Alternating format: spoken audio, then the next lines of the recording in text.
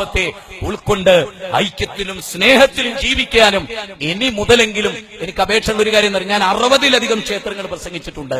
അതിന്റെ സീഡി നിങ്ങൾ കേൾക്കണം. കാരണം സമാപന പ്രസംഗം എനിക്ക് തരികയും 2-2.5 മണിക്കൂർ ഞാൻ പ്രസംഗിച്ചിട്ടുണ്ട്.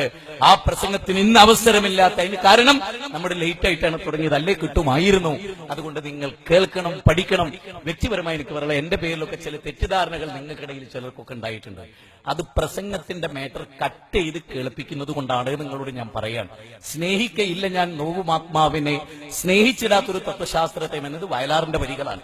ആദ്യത്തെ വരികളൊന്ന് ശ്രദ്ധിച്ചു നോക്കി. സ്നേഹിക്കയില്ല ഞാൻ നോവുമാത്മാവിനെ, സ്നേഹിച്ചിടാത്തൊരു തത്വശാസ്ത്രി. അപ്പൊ സ്നേഹിക്കയില്ല നോവുമാത്മാവിനെ എന്ന് മാത്രം വയലാറിന്റെ കവിത എടുത്താലോ? ഇയാൾ എന്തൊരു ദുഷ്ടനാ, കഷ്ടപ്പെടുന്നവരെ ഞാൻ സ്നേഹിക്കൂല എന്നാ പറയുന്നത്. എങ്കിൽ ആശയം പൂർണ്ണാവോ? അതിന്റെ അപ്പുറത്ത് എന്താ? കഷ്ടപ്പെടുന്നവനെ സ്നേഹിക്കാത്ത തത്വശാസ്ത്രത്തെ ഞാൻ സ്നേഹിക്കൂല എന്നാ. എന്റെ പ്രസംഗത്തിൽ ക്ലിപ്പ് കട്ട് ചെയ്ത അങ്ങനെയാണ്. എന്താ കട്ട് ചെയ്ത്? ഞാൻ തുറന്നു പറഞ്ഞുകൊണ്ട് ഇവിടെ അവസാനിപ്പിച്ചു കൊള്ളട്ടെ. നിങ്ങൾക്കറിയാം, മുസ്ലിംകൾ ദർഗ നടത്തുന്നുണ്ട്, പട്ടാമ്പി, കൊണ്ടോട്ടി നേർച്ച. അതിന് ശരിക്കും ഇസ്ലാമിക സമൂഹത്തിന് പിരിവ് കൊടുക്കാൻ പാടില്ല എന്നാണ്. ഇപ്പൊ ഞങ്ങൾ നബിദിനത്തിന് പിരിവ് കൊടുക്കാത്തവരോട് ഞങ്ങൾ നബീനോട് വെറുപ്പുണ്ടായിട്ടല്ല, ആ നബിദിനം വഴി സമൂഹത്തിലൊക്കെ പ്രശ്നം ഉണ്ടാകും. എന്താ പ്രശ്നം? റോഡ് ബ്ലോക്ക് ആകുന്നുണ്ട്, ആളുകൾക്ക് ബുദ്ധിമുട്ടാകുന്നുണ്ട്, പിന്നെ മത്സരം ഉണ്ടാവുന്നുണ്ട്.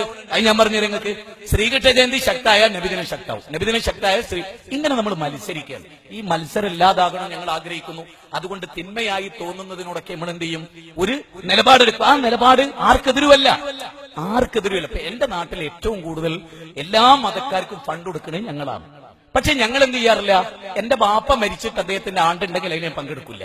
എന്റെ വിശ്വാസമാണ്. ഏതുപോലെ നിങ്ങൾ നോക്ക്, നമ്മുടെ നരേന്ദ്രമോദി APJ അബ്ദുൽ കലാമിന്റെ മയ്യത്ത് നിസ്കാരത്തിൽ നിന്ന് വിട്ടുന്നു. അത് മുസ്ലിങ്ങൾ മാത്രം ഒരു ചടങ്ങാ, അതിൽ അദ്ദേഹം പങ്കെടുത്തില്ല. കാരണം അദ്ദേഹത്തിന് അറിയാം ഞാനൊരു ഹൈന്ദവനാണ്, മയ്യത്ത് നിസ്കാരത്തിൽ പള്ളിയിൽ പോയി എനിക്ക് പങ്കെടുക്കേണ്ടയില്ല. നേരെ വെച്ച് പുഷ്പാർച്ചന അദ്ദേഹം നടത്തി.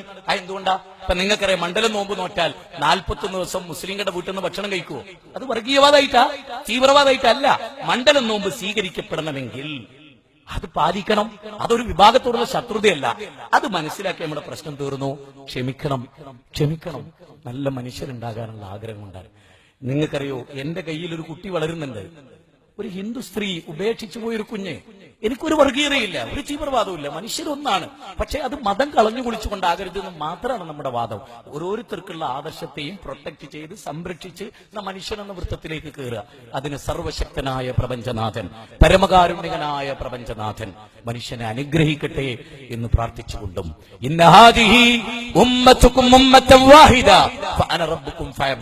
നമ്മുടെ സമുദായം ഏക സമുദായമാണ്, നമ്മുടെ ദൈവം ഏകനാണ്. അത് പഠിക്കുക, വളരുക, മനസ്സിലാക്കുക. എങ്കിൽ സമാധാനമുണ്ടാകും, ശാന്തിയുണ്ടാകും. തീവ്രവാദം